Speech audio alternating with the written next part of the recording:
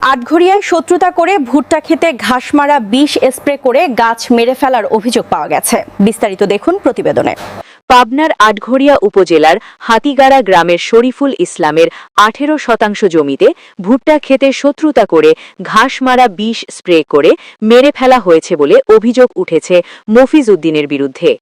এতে তার প্রায় লাখ টাকা ক্ষতি সাধিত হয়েছে বলে জানান তিনি। এই ঘটনায় ভুক্তভোগী শফিকুল ইসলাম বাদী হয়ে আটঘরিয়া থানায় একটি অভিযোগ করেছেন।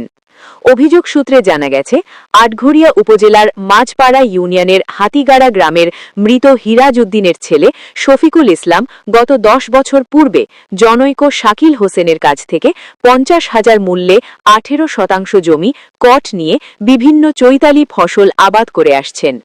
গত শনিবার ভোরে মফিজ উদ্দিন কৌশলে শফিকুল ইসলাম কটকৃত জমিতে রোপণকৃত ভুট্টা খেতে শত্রুতা করে ঘাস মারা বিষ স্প্রে প্রয়োগ করে ভুট্টা ক্ষেত নষ্ট করে ফেলে।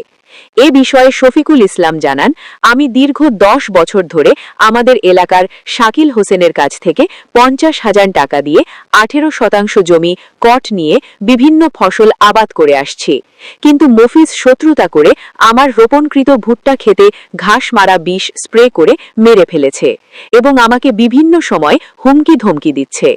বিষয়টি আমি প্রশাসনের কাছে তদন্ত সাপেক্ষে দোষীদের বিরুদ্ধে আইনানুগত ব্যবস্থা গ্রহণের জোর দাবি জানাচ্ছি।